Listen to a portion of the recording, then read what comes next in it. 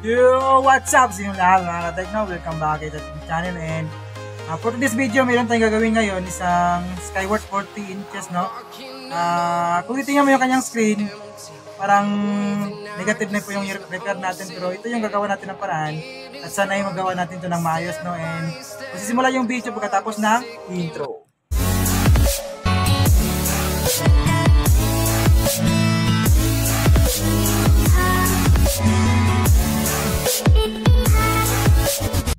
So, ito po yung unit natin, no? Ayan. So, testing natin, saksak natin, no?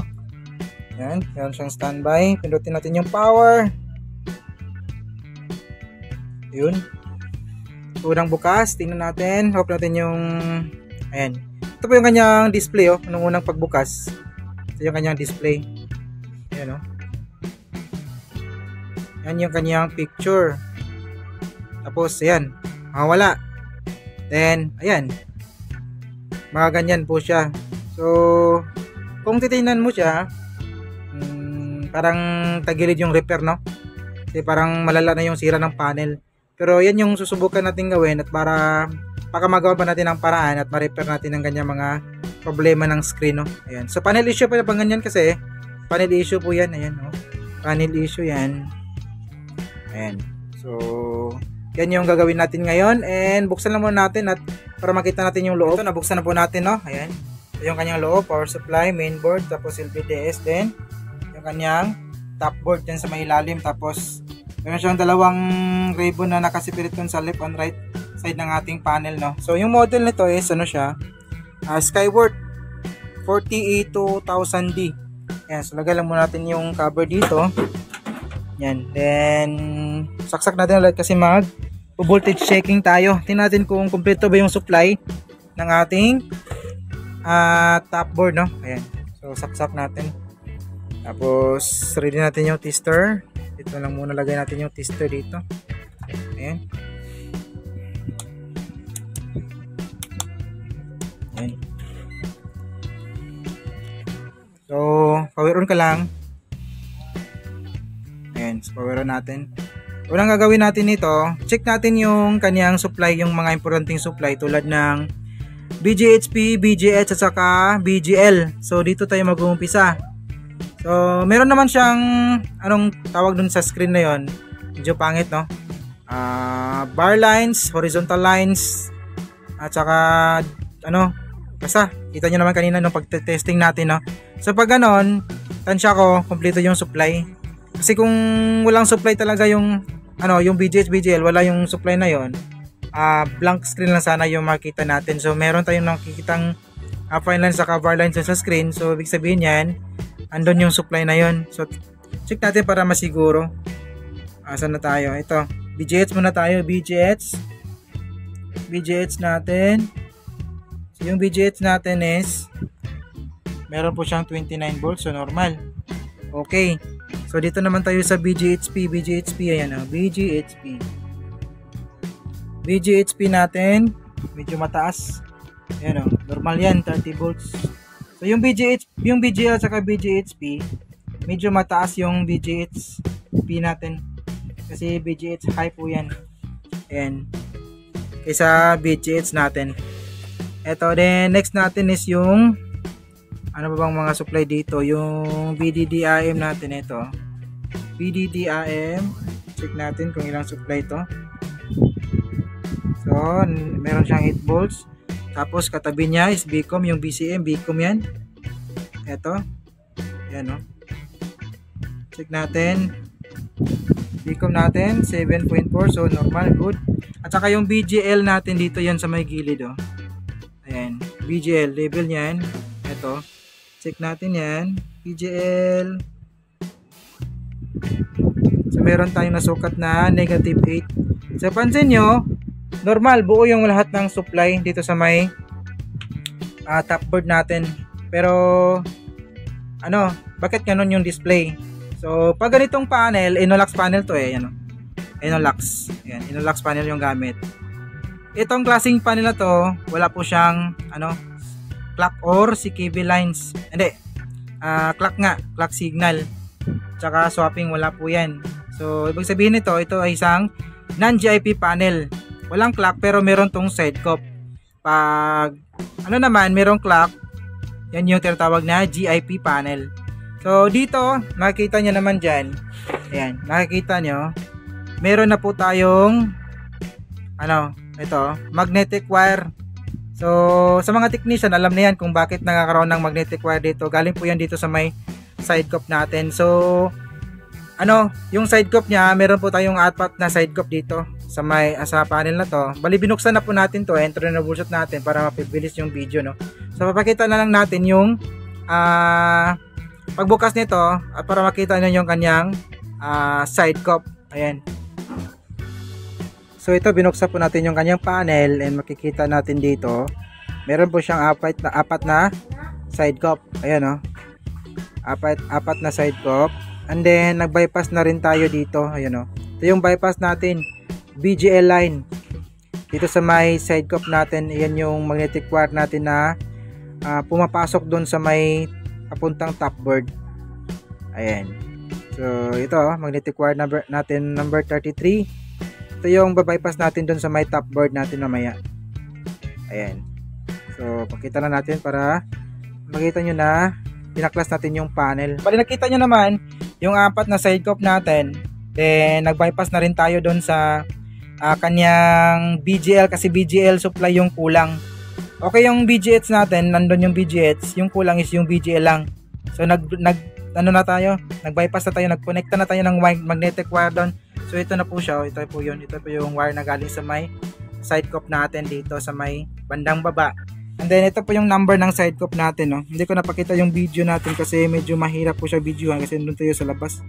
Walang hawak ng camera natin. So yung number ng side cup natin dito is ILI 5271M2 AA then 1. Ayan, AA1. Ayun yung number niya.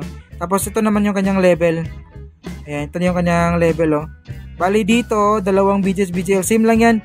Yung dito, kung ano yung supply dito sa may side na to, yung mga test point na yan, same din yan dito sa may kabilang side. Ayan, so yung tutok natin dito, wait. So yung nawala is yung BGL natin ito. Itong mga supply na to, wala to. Pati dito, wala din yung supply ng BGH natin dito. Yung meron lang is 7.3, 3.3 BGH. Same din dito sa may kabilang side. So nag-bypass ako dito na side, oh. Ayan, dito na side yung, ito. Itong BGL na to. Dito tayo hinang ng magnetic wire. Tapos dinaan natin sa gilid ng kanyang panel. Dito, ayan, no. Ito na po siya. Ito na po yung magnetic wire na galing sa may side cup natin. So ang gagawin natin ngayon, kita nyo naman yung display, ganun pa rin, same pa rin yung display, oh. Ayan. Pumangit pa nga lalo, di ba? Ayan. Ayun. So gagawin natin ngayon, ihihinang natin yung magnetic wire na to na galing sa may side cup natin dun sa BGL line papunta dito sa may top board natin. Wait. Ayan, papunta dito. Ayan, yung BGL natin na yan. bypass natin yung magnetic wire na to. So wait lang at ihinang ko lang yan saglit. Itutusok or ihinang yung magnetic wire na to dito sa may BGL line sa may top board natin. So tinesting muna natin, no, para malaman nyo or makita nyo na talagang walang supply na BGL na pumapasok doon sa may side cup natin, no. Ayan, 0.8 po yung kanyang supply. So instead of negative 8, so naging 0.8 po siya, 0.8. So wala po talagang totally walang pumapasok na BGL line. So ibig sabihin yan, putol yung BGL supply napapasok sa may side cup natin. So ito, tingnan nyo yung pagbabago. Itutusok natin to dito. Ayan, nakatusok tayo. Ayan, ayan yung screen, oh. Diba, umayos yung screen natin, diba? Ayan, oh. Umayos yung screen matapos nating itusok or may bypass yung BGL line galing sa may side cup natin papuntang top board. Ayun, so tatanggalin ko. Ayan, oh. Ayun. So, maniwala na kayo. Ayan. So tatanggalin ko lang, ihinang ko lang yan dito para maging final testing na tayo, no? Para makita nyo ng buo, para makapag video tayo ng maayos. So nahihinang natin yung magnetic wire natin doon sa may linya ng BGL, no? Ayan, sasaksak natin. Ayan, then Power on.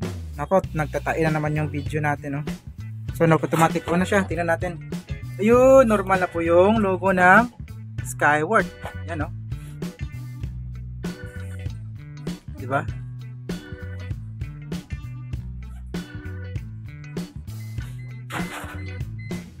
Yun, nag-loading na yung unit natin.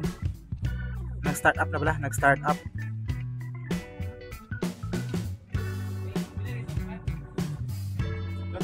Ayun, so naka-HDMI tayo. So ayan, good na, no? Goods na po yung unit natin, no? Kinis na kinis kasi may nagkakaroon ng molds yan.